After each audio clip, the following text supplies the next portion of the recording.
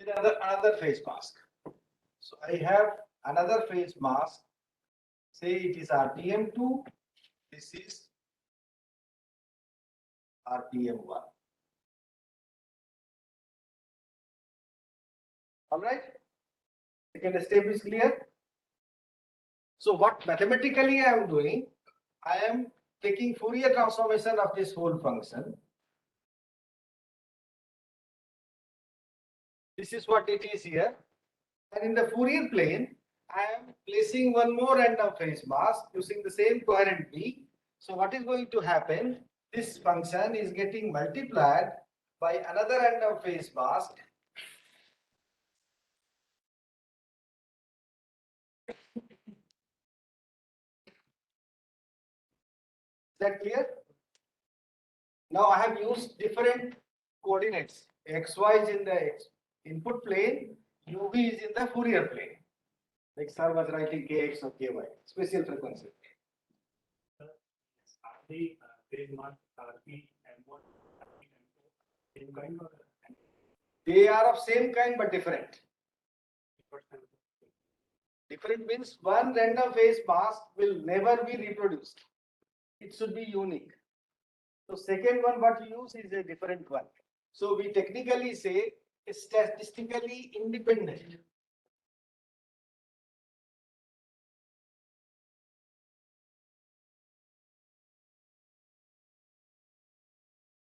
Statistically independent because it is a random phase mask, so it is a statistical well randomly.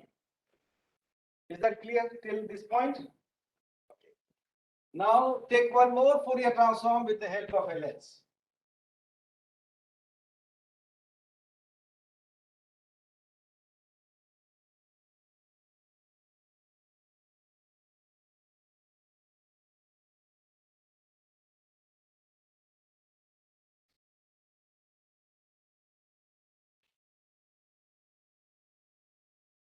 What does it mean here? Taking one more Fourier transformation, as you know, like sir has given you the problem of Gaussian function. If you have take a Gaussian function, take it Fourier transform. Fourier transform is again a Gaussian, right? If you take one more Fourier transformation, so you will get the original function back. It means this is called 4F setup. So how many Fs? 1, 2, 3, 4. This is called 4F setup. But yesterday Dr. Kedar was also showing. So 4F setup is used for imaging, coherent imaging. It means that if I remove this phase mask from here, this phase mask from here, what you will get here is the IITP. But that will be inverted. Now when we have used these two phase masks, so what these two phase masks have done, it has randomized the whole information. So what you get here is a noisy picture. This is what we call as the encrypted image.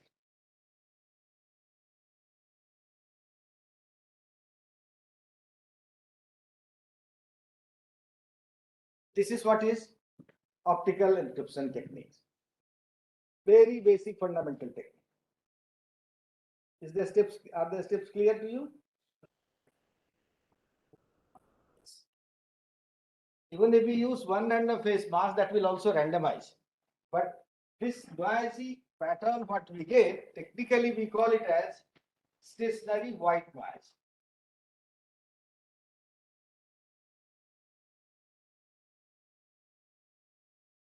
What is white noise? White noise means the power spectrum has value 1. If you take any function, take its Fourier transform and take mod of the Fourier transform. If the value is 1, we call it as the white noise. And then stationary means if you take different locations, take the autocorrelation, you will same value. So it is completely randomized, fully randomized. If you use one random phase mask, that doesn't randomizes fully, because one is in the input plane, another one is in the Fourier domain. All right, this we call as the double random phase encoding technique.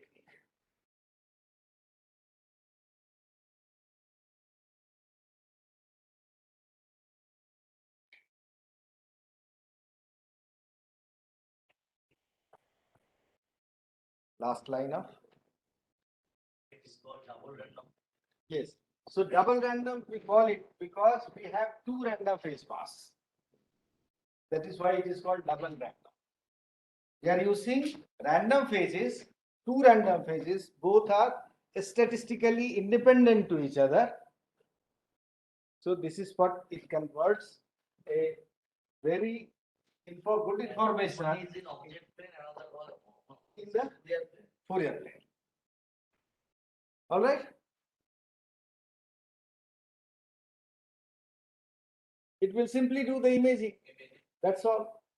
It will not do any encryption. So what No is the security. basic difference between the RTM and Both are same.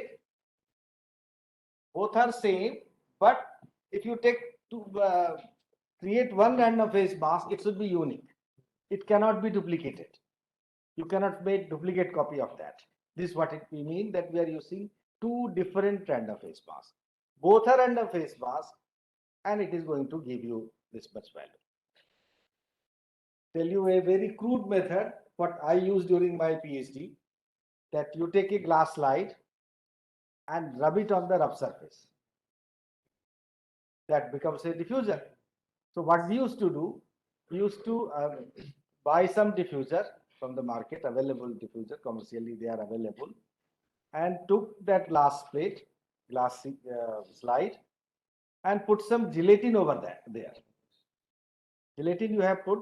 Now you take that diffuser and press that diffuser over this gelatin.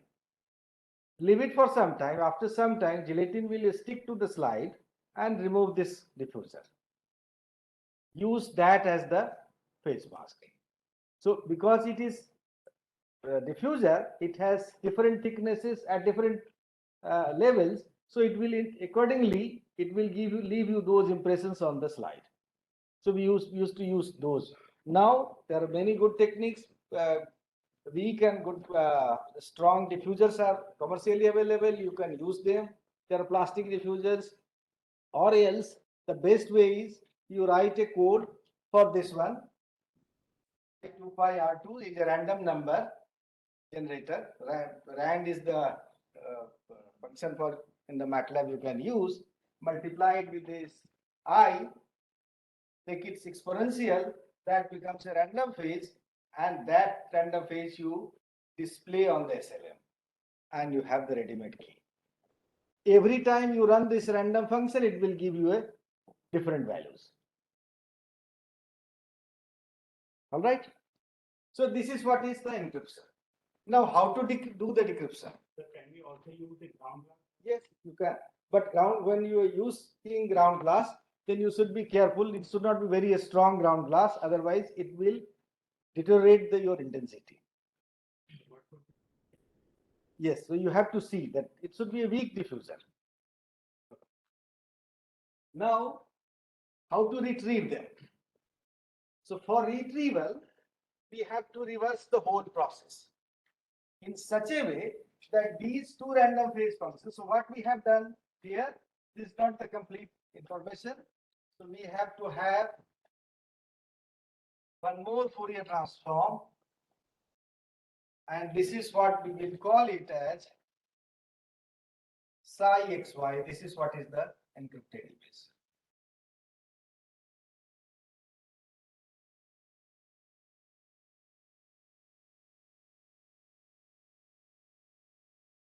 So you can do this coding in 15 minutes and run this one. Now we have to decrypt it. So for decryption, we have introduced these random phases during the process of encryption. So for successful decryption, we have to cancel them correctly. So how to do it? We have to use conjugate of this phase function and conjugate of this phase function. So what would be the conjugate of this one? We have to simply write minus I 2 pi R2 UV. Here it will be minus I 2 pi R1 XY. Use this one, it will cancel. Now the question is, how to create conjugate of a random phase mask physically. All right. So this is where holography comes into picture.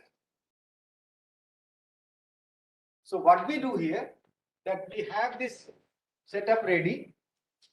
We will use the same laser light, place a mirror here in such a way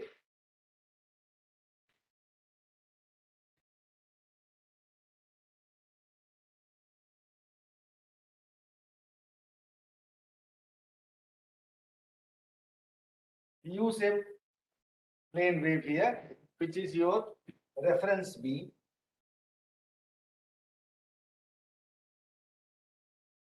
So in a way, this is what it is, object beam. This is your reference beam. It means the moment you use a reference beam, an interference pattern of the object and reference beam will be created. It means we are creating interference pattern out of these. That interference pattern is nothing but the interferogram. It's what we call as the hologram. So we need to record it somewhere. Sir has already discussed the photorefractive, so I don't have anything to tell you now. We will use a crystal here, photorefractive crystal.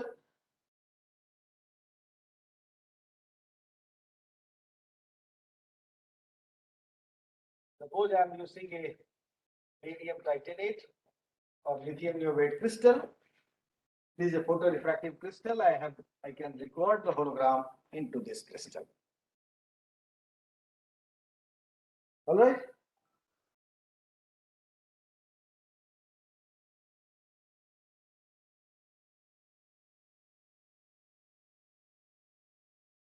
So I have recorded the hologram into this crystal.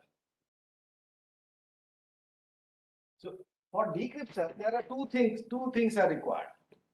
Two ways to follow the successful decryption.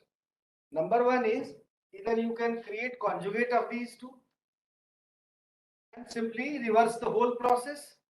Means you start with this psi xy, take its Fourier transform, multiply with this random phase mask, take one more Fourier transform, multiply with this phase mask, and it will give you fxy. Simply reverse all the steps. That is going to be. But you have to use conjugate of these random.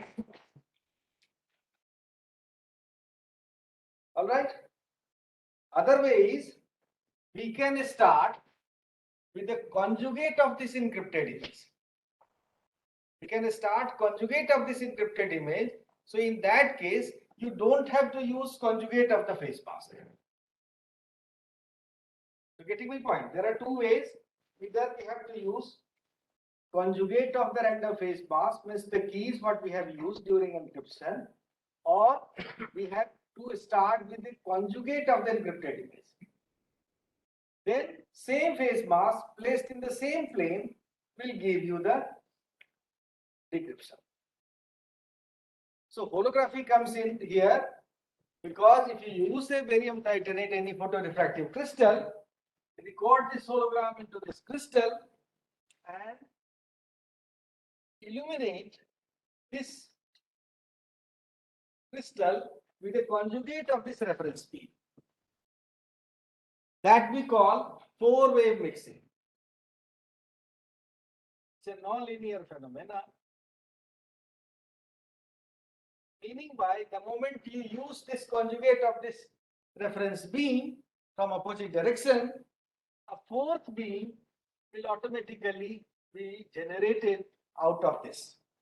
The hologram, whatever you have recorded in terms of the grating pattern, the changes of due to the refractive index, then the fourth beam will be generated. That beam will be conjugate of the encrypted image. That beam is the conjugate of the encrypted image. This one, object beam, here it is the encrypted image. Use the reference beam to record the hologram. hologram is recorded, block this, put a shutter. Once you have recorded the hologram, then this beam is not required. Then you use a third beam here. Just suppose it in this direction, it will generate a fourth beam, but we call it as the four-wave mixing. Four waves are not mixed together due to the application of the third beam, fourth beam is generated. All right. This fourth beam is conjugate of this object beam, means conjugate of the encrypted image. Thereby, you do not have to use any conjugate of the random phase mask. Let the phase mask be there in itself. Follow the whole path. What you are going to get is the IATP back.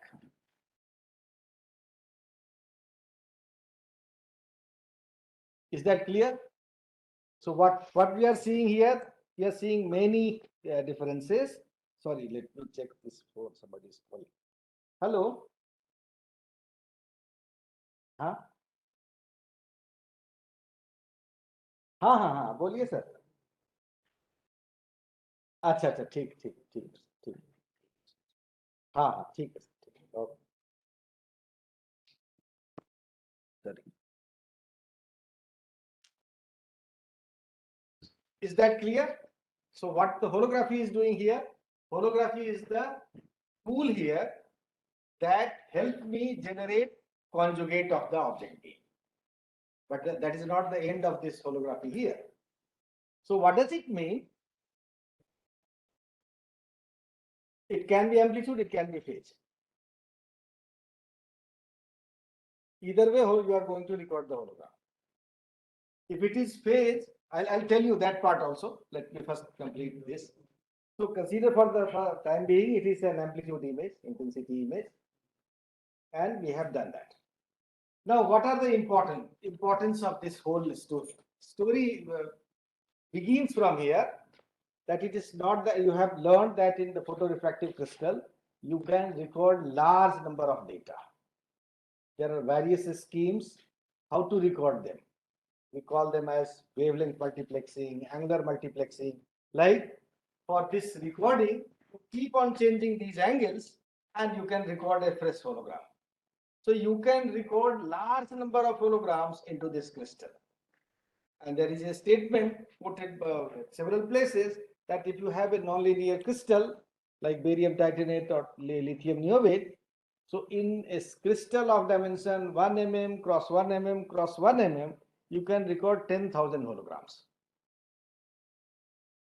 And that is how that gave rise to holographic CD, that we can store 1000 GB data in one CD. But now you have this terabyte external memories available. So here the benefit is we can not only store the information, we can store the encrypted information. The point clear? Now we can record 10,000, 5,000 pages of the data or any information can be stored in this crystal through this way. So to the crystal, it doesn't matter. Crystal, it doesn't matter. It is up to your choice and your requirement. No, it is not there now because it is very old version. I'm just connecting. Now we are coming to the digital holography part. Then has to preserve the RPM on a. Yes, yes. So the thing is, in an actual setup, we can have few different combinations of the RPMs, and with those combinations, you can record hundreds of holograms. So it means you have 100 pieces of information secured with 5 or 10 different keys. It means one key you store 10 different information. Again, next 10 information you change the key. Like that you can store. Yes, yes. I used lithium niobate and barium titanate both. I don't remember the dimension. What was the dimension available? Only a small crystal for the experimental purpose. And this is what I was referring yesterday, that when I was doing this experiment, when I had to record the hologram, the flight will go and the fringes will go. And I think the vibration. No, still it is creating that. This interference is very sensitive. Interference phenomena is very sensitive. Would compression have any effect on this? No, here it is all here you don't require compression. What if my size of this IIT Patna is, let's say, 1 feet cross 1 feet? My question is, Doesn't matter.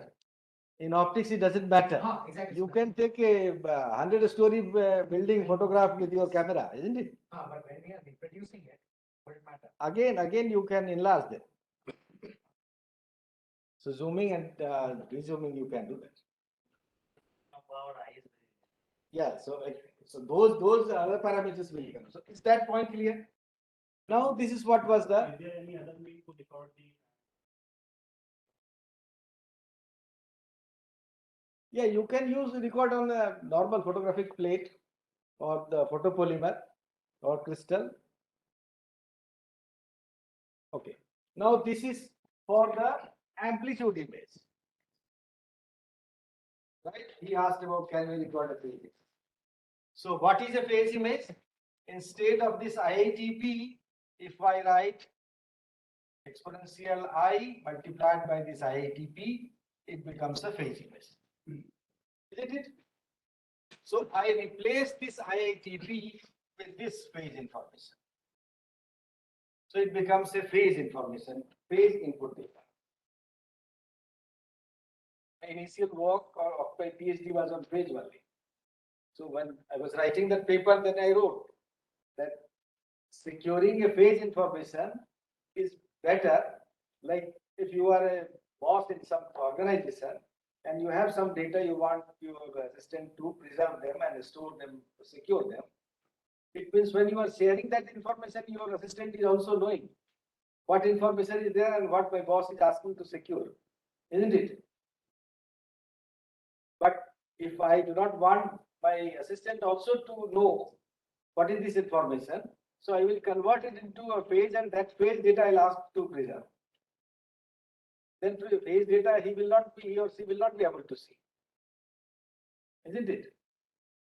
So replace this amplitude data with the phase data, follow all the procedures exactly in the same fashion. What will be the problem now?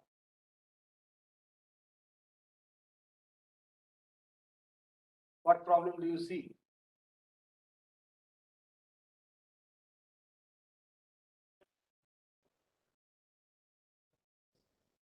Yes. Yes, both are phase, no problem. Problem will come once you want to retrieve them. So till all the processes, all these phase information, random phase information are cancelled. But when you come back here, what you see is a phase data. So that phase data has to be converted into amplitude data. So you need extra setup, optical setup for that. And use that Jernicke phase contrast setup. In addition to that, then only you will get that amplitude information back. So that becomes more complex system. When we talk of the enhancing the security, because in the any security system, key is very important to the system. So the main idea for the security system is to enhance the key space. And the moment you move from the amplitude domain to the phase domain, the key space is enhanced.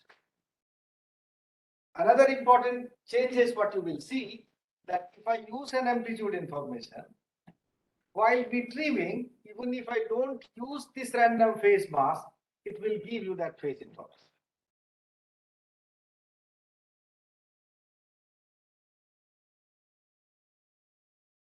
If you start with that amplitude data, those two random phase masks have done the encryption, phase conjugation, finally you have retrieved that. Now prior to this, after this Fourier transformation, even if you don't use this phase mask, still you will get IIT.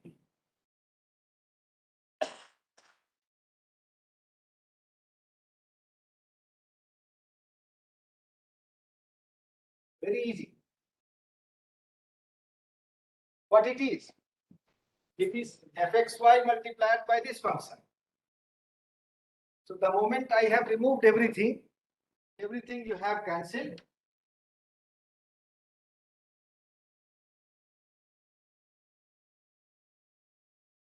You have this much. And what you are recording is the intensity. What you will get here.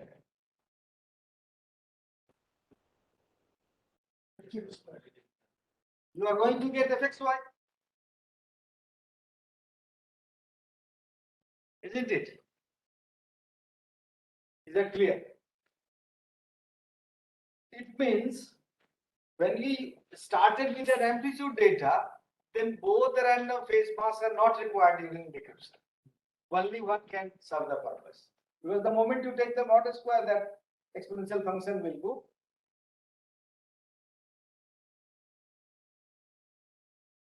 Correct? It means this amplitude encoding amplitude information with two phase mass is not very strong security system. That is why use phase mask using instead of amplitude, a phase information becomes very important. Because if you use a phase information, this phase mask is equally important. Otherwise, you cannot get them. Because these two phase functions will be multiplied together and you will not be able to cancel.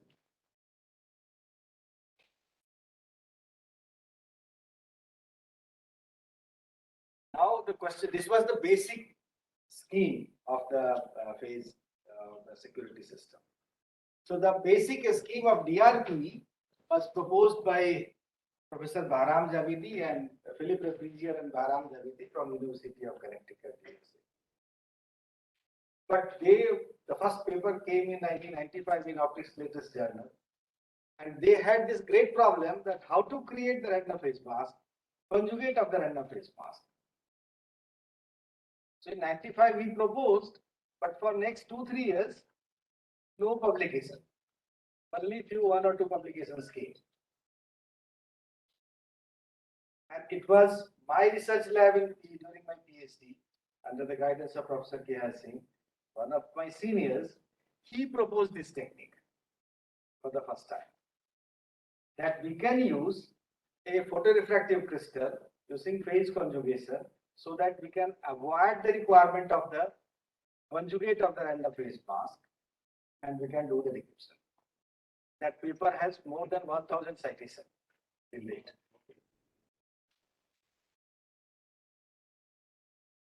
All right.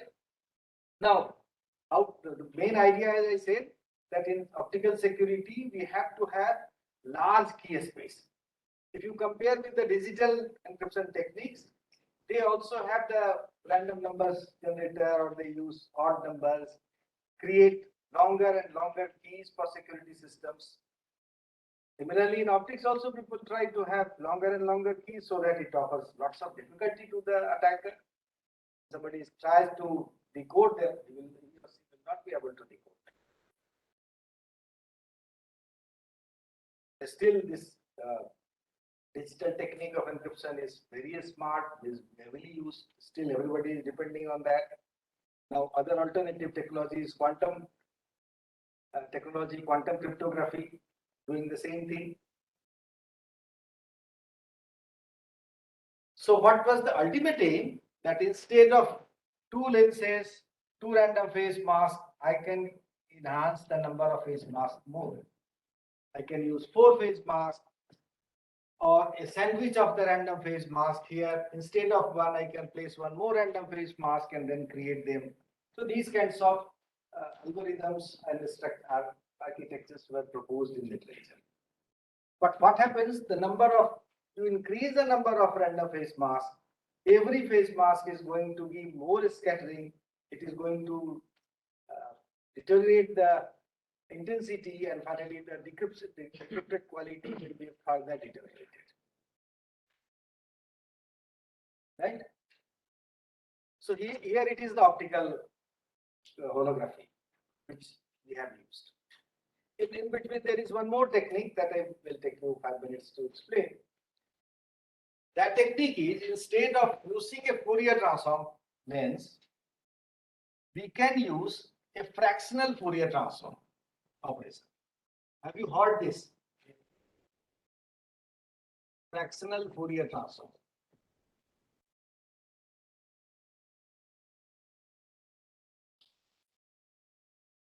Not fast Fourier transform.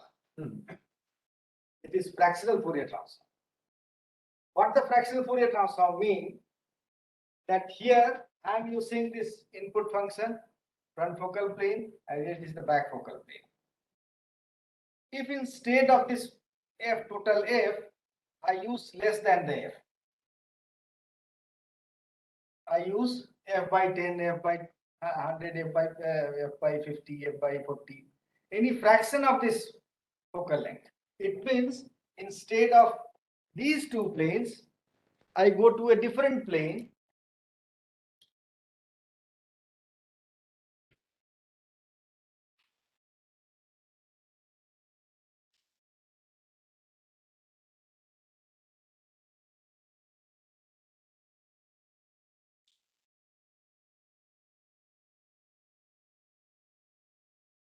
So instead of this is the plane, Fourier plane for the ends.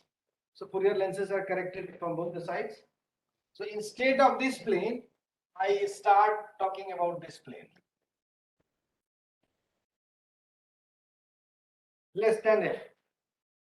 We call them as the fractional Fourier plane.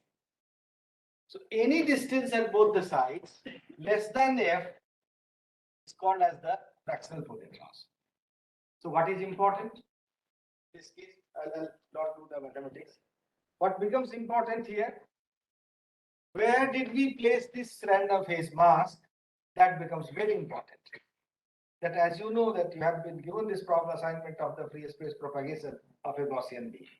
So here also, if I replace this phase mask from here to here, here is the random phase mask located. And if you are recording the plane here, these random phase masks have propagated shorter of the longer distance. You need to cancel, they will be cancelled only when they are placed in exactly the same plane. If you move it here and there, they will not be able to cancel it. If you are not cancelling them, you will not be able to retrieve the data. So what we say that instead of Fourier plane recording, we can use FRT plane. And what is the fractional distance or fractional order of the Fourier transform becomes very important for that. So you are in the whole security system, you are not doing any change. Everything remains same except location of the random phase mask. But that has tremendous effect in the output and on the security of the system. Because from this point to this point, how many planes are there? Infinite. Suppose the focal length is 100 millimeter. So how many planes you can create? You can start with the point 0.01, 0.02, 0.03, or you can start with 0.1, 0.2, 0.3, and then you can go on. But if there is any displacement of the point instead of 0.1 and 0.01, you have different locations. The phases will not be exactly cancelled. That too, when you increase the number of random phases in the whole process. So that is another way of doing encryption using fractional Fourier transform. So it means you are neither changing any cost to the system. You are using same lens, except you have to need to calculate and place the random phase plate at different location and do to carry out the whole process. Is that clear? Next comes how digital holography is going to help us. Then I'll show you some results later with my slides.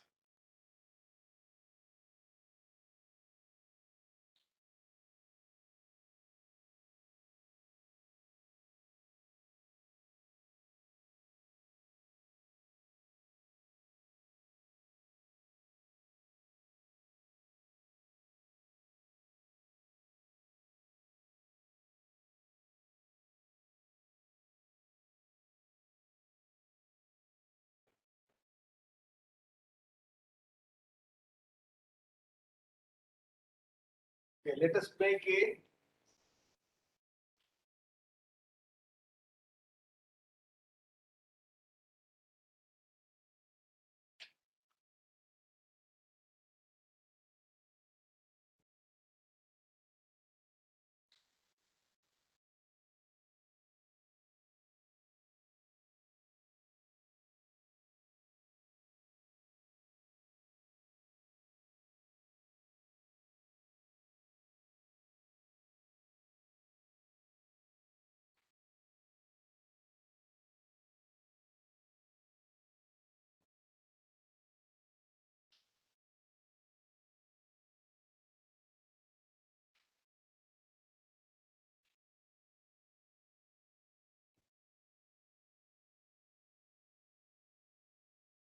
this is a Mach gender interferometer. All right, it has many applications for the sensing applications.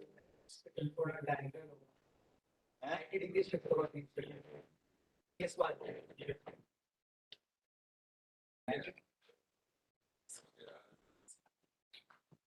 This way.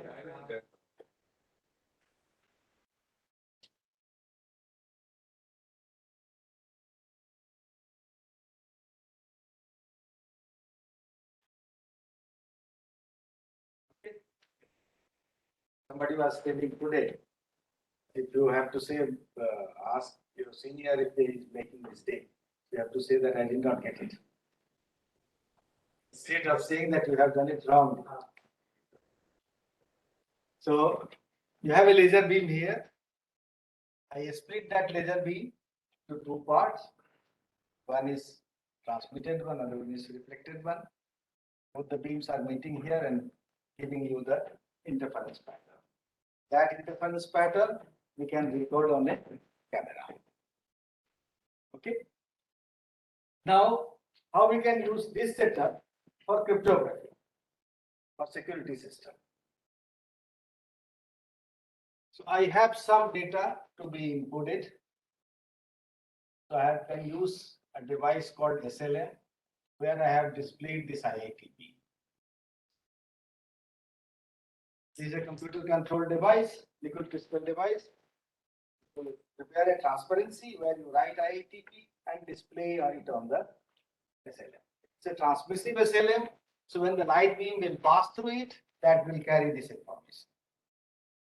So this we call as the object beam. Now, here I have this random phase mask. RPM. So I am using 1 RPM here also. This is RPM 2. So what is happening? We have this IITP multiplied with a random phase mask, 1 RPM. Another RPM is in this arm here.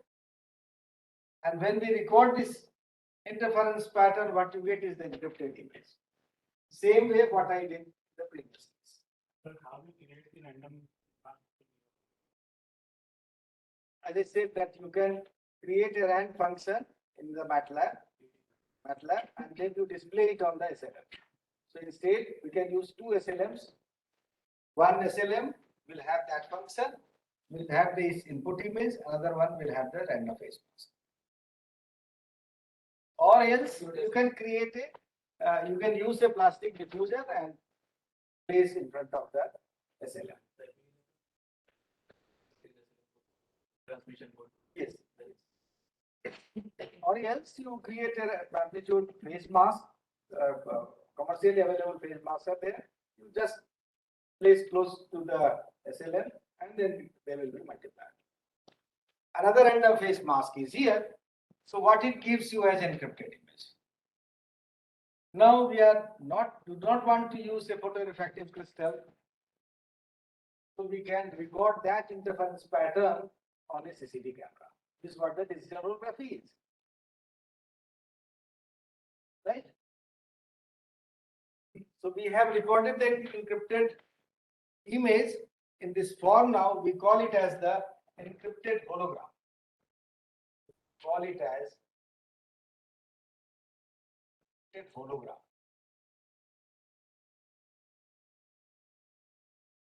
right?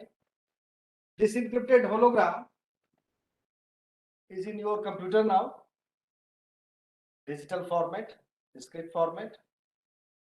And I want to send this encrypted hologram from here to Sarsa lab in University of Dayton, USA. Attach in your email, send it to him. But he won't be able to decrypt it. So we have to send the key also. So what we will do? One step is we have recorded the encrypted hologram. Second step is simply remove this object here from here. Let there be simply a plain beam of light. But keep this random phase mask here. Only one. So what is going to happen second time?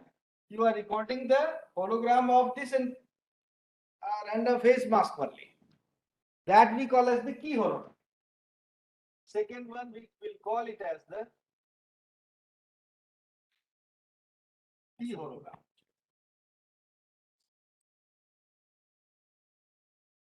Yeah. No conjugation here. We are not using conjugate. Okay. So we have recorded two holograms. One is the encrypted hologram, another one is the key hologram. So in first mail you send the encrypted hologram, in second email you attach the key hologram and send it to him. So what he's going to do?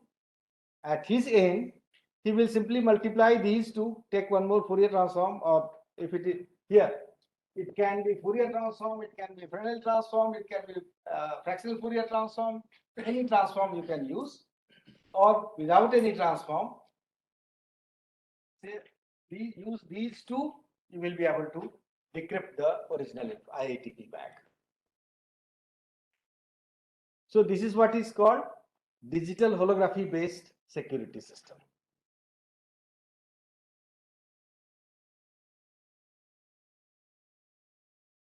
So RPM is basically in the form of key hologram.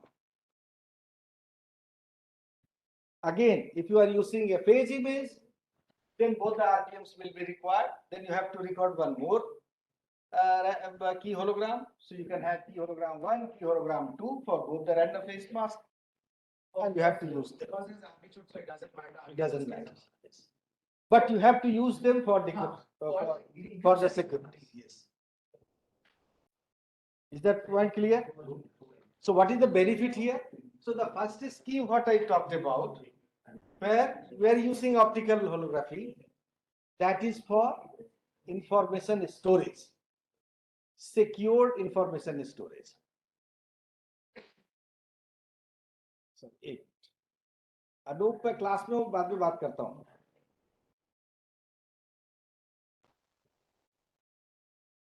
So the first one was for secure data storage.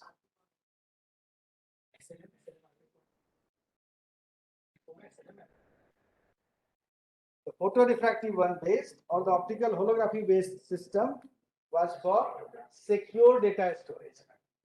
You have lots of data, you want to store them and secure them, you can use the optical technique.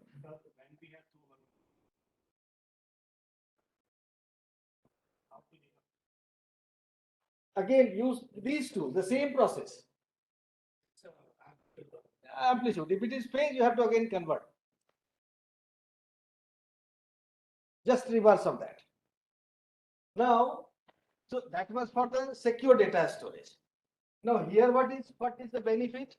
Because the whole information is in your computer in the digital format. So I can send it anywhere in the world and do the decryption. So it is for secured data transmission. So this whole case is for secure data transmission.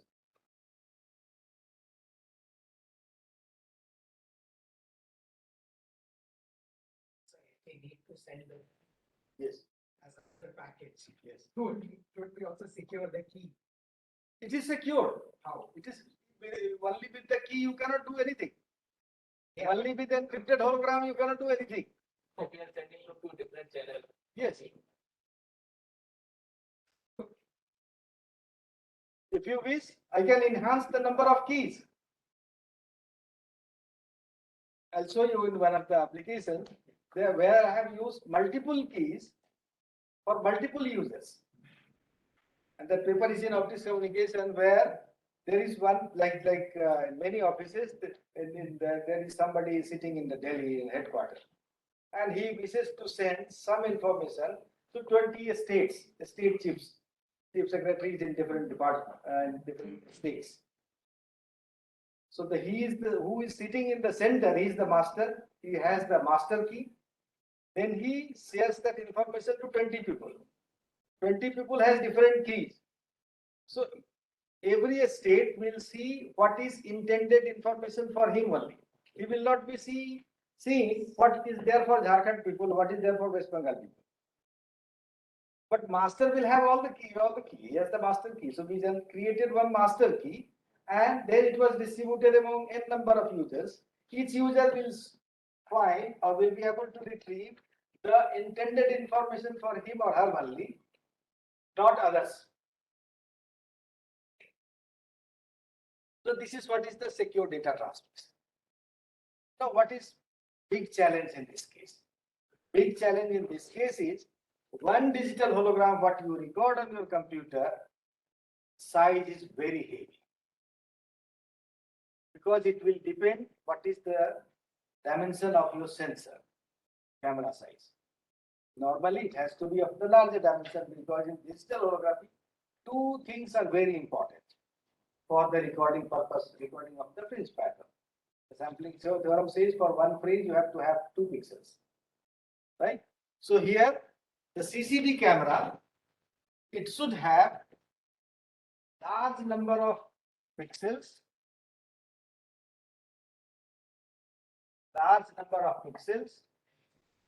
and smaller pixel size.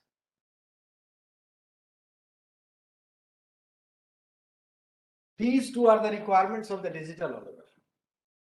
Because if you have large number of pixels and the pixel size is small, you can record more and more information. So your reconstruction will be much better. That is why when you deal with the digital holograms, if you do not have good quality CCD camera, then if you have a CCD camera, say of the dimension of 1024 cross 1024, so then what we do the zero padding and convert it into 2048 by 2048. And if you do the reconstruction, the quality becomes better. So this is the requirement. And if you fulfill these requirements, your size of the holograms becomes very large. So one hologram will be 100 megabyte data. Even more than 100 MB data. Again, the key hologram will be of 100 MB data. Now, sending from one place to another, your computer is going to hang if you don't have good quality internet services with you. Is that clear? So, what is important here? This is a trustworthy system. We need to use it. So here it opens a new dimension of the research. What sir will tell you in brief, and then I will discuss further, is called hologram compression.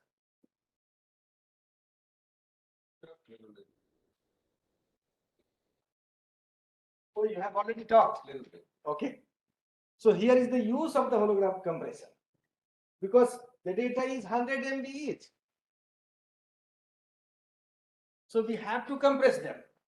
Like if you write a doc file in your computer, you have some pictures, it becomes 20 MB or 30 MB or 50 MB file size. Sending it is going to take longer time. So we convert it into PDF. So PDF, it compresses. You make JPG, you have a photograph, you make JPG. It is compressed. So the moment you compress it, you don't see any information loss, isn't it? If you have a normal photograph, say of 1 MB size, and the moment you compress it, make it 40 GB or 50 GB, 50 KB data, you are able to see the information, but it is compressed. Your WhatsApp message is what you send, a WhatsApp photograph. Actual photograph will be say 1, 2 MB or 3 MB. When you WhatsApp, it becomes 40 KB. That is why you are able to send it so fast.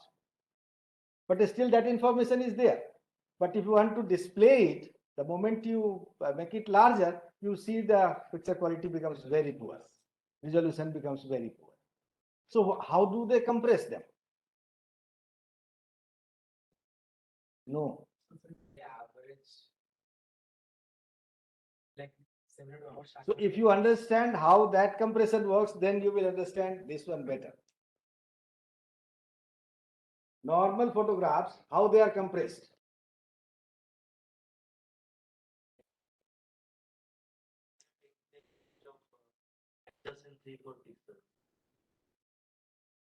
Using some printer. it's like a chromatic sharp patterns and so. No. See, I will just tell you very crude way. Explain you later. Suppose you have a image size like this. You have these many pixels here. So if you see the gray values of each pixels,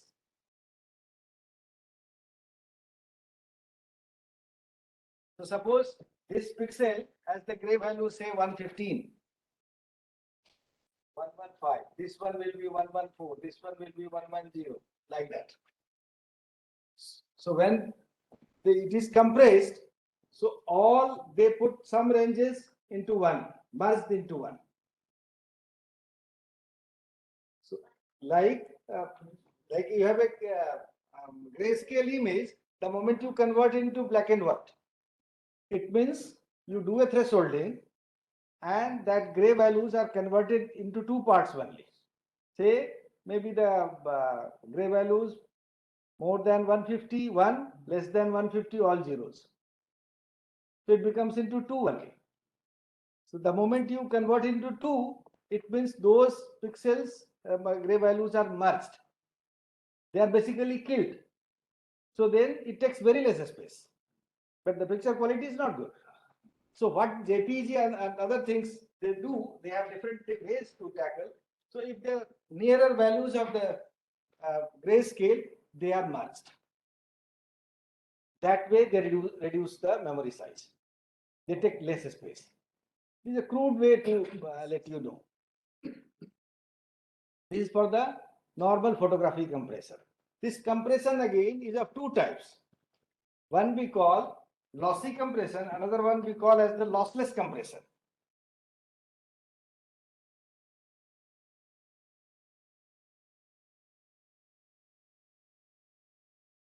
This compression is of two types.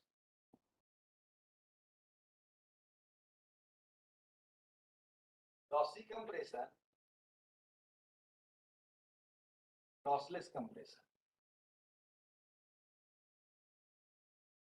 What does it mean? Lossy compression means if you had data of 1 MB size, you converted it into 50 KB, it means most of the information you have lost while compressing. Lossless compression means there is no loss of information or very less loss of information. So this compression, if 1 MB can be converted into 40 KB here, but here in this case 1 MB may be half MB, not less than that.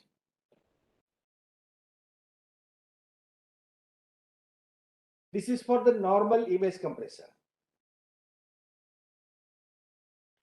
But this hologram compression is much different than this one. Lossless again, lossless they look at the similar values. Like if it is 110 gray value, 111, then they will merge. If it is 105, they will not merge, will not be merging. So closer values will be merged. But in lossless, lossy case, all 100 to 150, they will say it is all 100. Understand? I'm telling you a very crude way. I'm not going into the more finer way to tell. That you must understand this part. But this is what how they do. Now, what is the difference between this for the image compression and the hologram compression?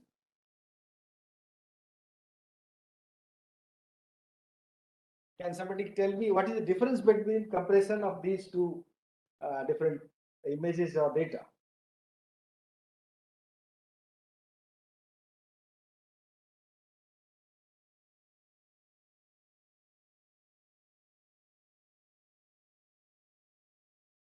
No, you have to understand this hologram is again a complex value. So it has real part plus imaginary part. It's a complex function. These are all real. Normal photographs, they are all real. They don't have imaginary part. So you cannot apply the technique what we apply for the image compression to this hologram compression. Because you need to take care of the real part as well as imaginary part corresponding to every pixel. Okay. And this creates a problem, and then we have the technique we use. Wavelet transform is a very good tool for doing that.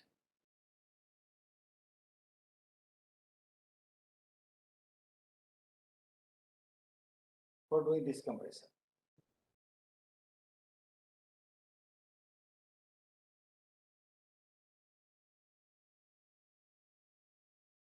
So next I will show you some more pictures. I think it is already 1 hour. I should stop here.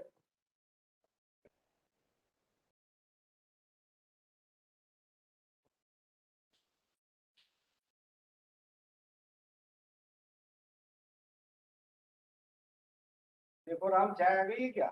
चाय पिलवा दो.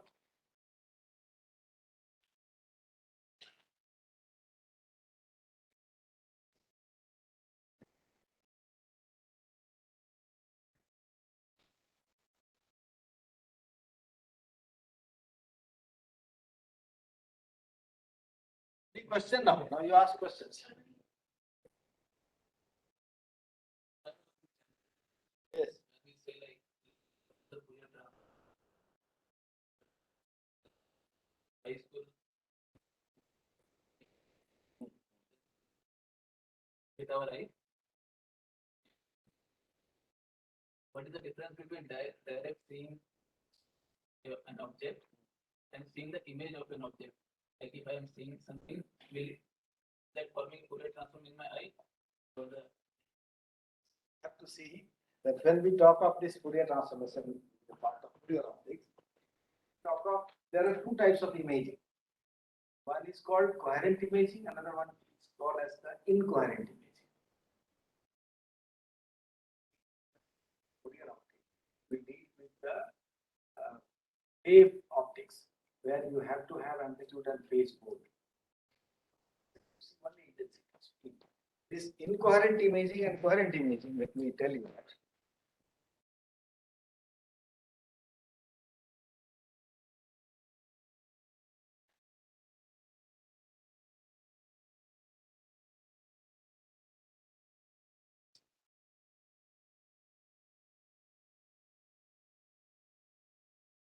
Okay.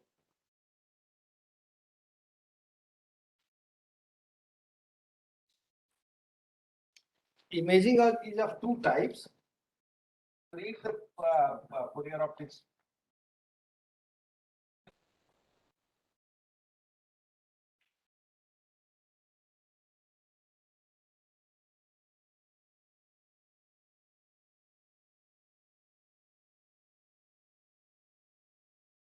First of all, you have to understand what this Fourier transformation is.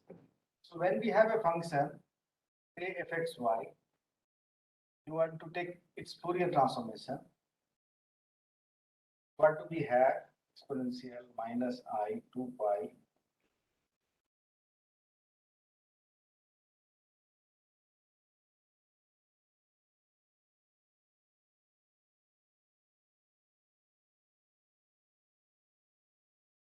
we write for 1 dimension.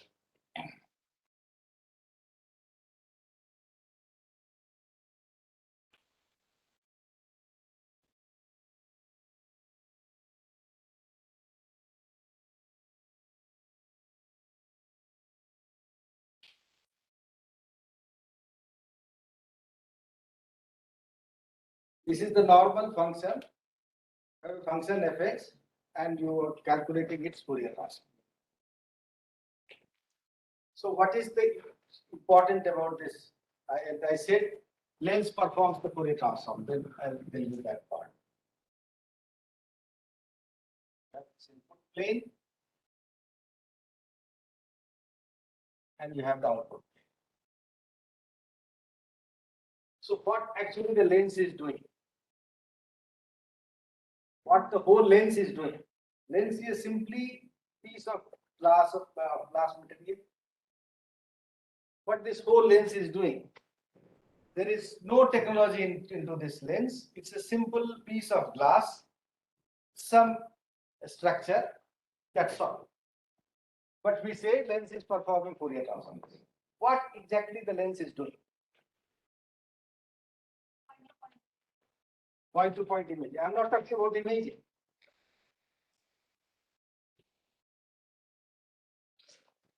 So what this lens is doing?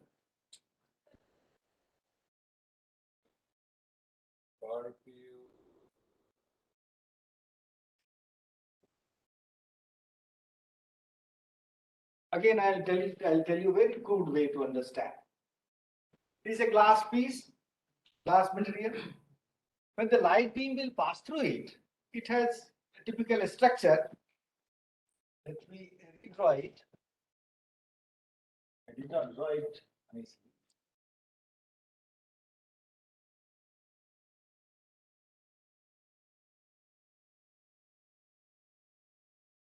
At this end, they are joined together. At this point, joined together.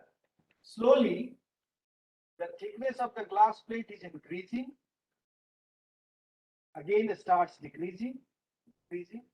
At this point, it becomes 0.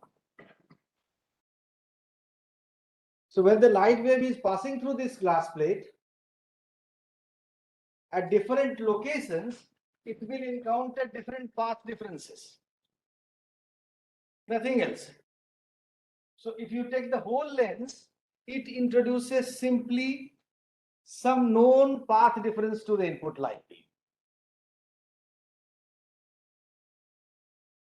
As you know, there is a relationship, the phase difference is equal to 2 pi by lambda into path difference.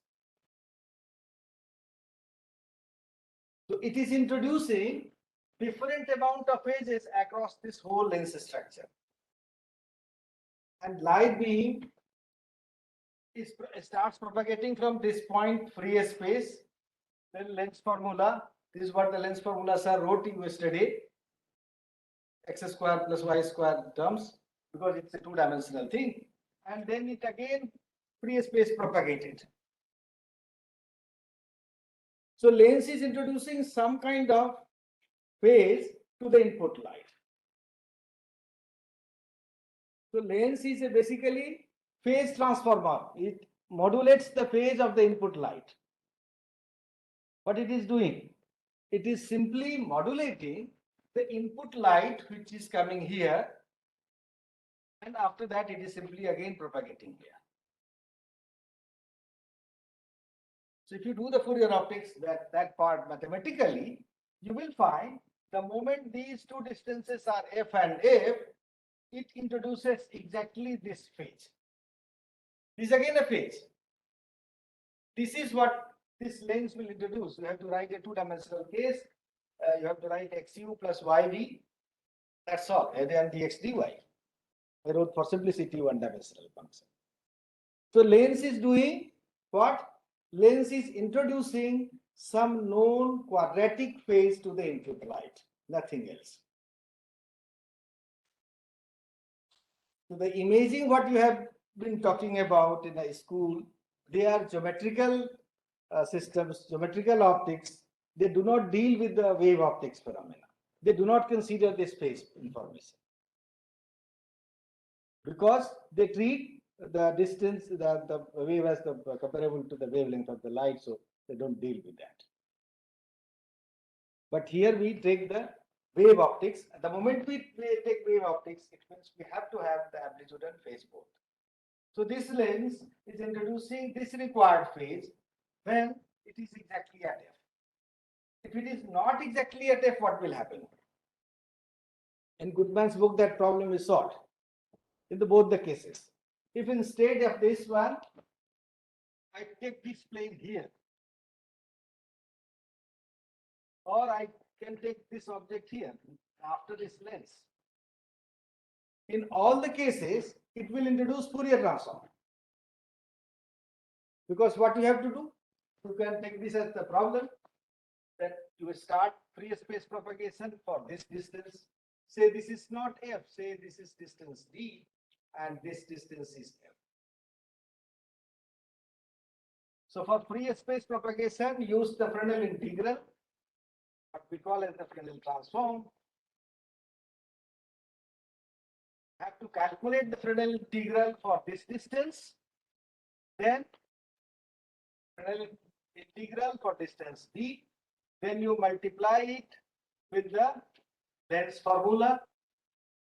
Lens formula means whatever phase this lens is introducing in terms of x square plus y square. Okay.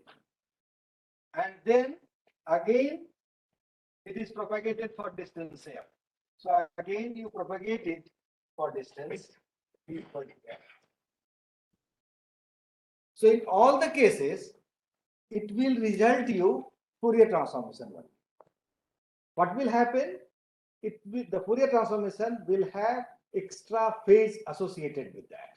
In all other cases, that phase information is cancelled exactly if you replace this d with f. You will see the formula. If you do the mathematics, you will see there will be a function exponential where you will have d minus f kind of thing. The moment d becomes equal to f, this term goes and it simply reduces to the kernel of the Fourier transformation.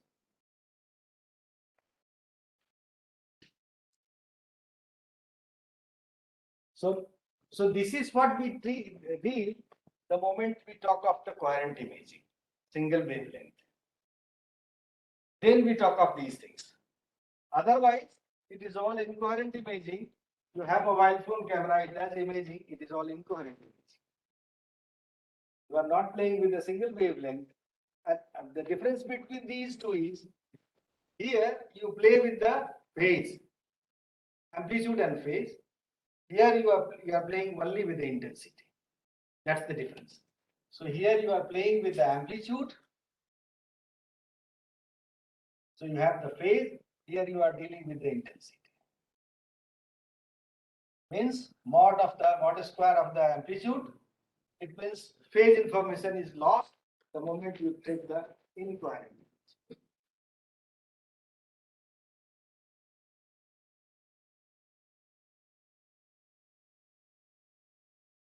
No. You are not dealing with the phase. You are dealing with the intensity. Is that clear? So, chat में चलें.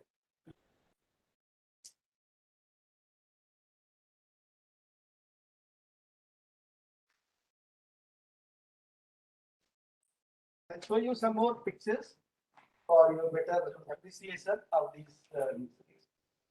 And then we will talk another application of this digital holography for object recognition, 3D object recognition. How we do, how we deal with them.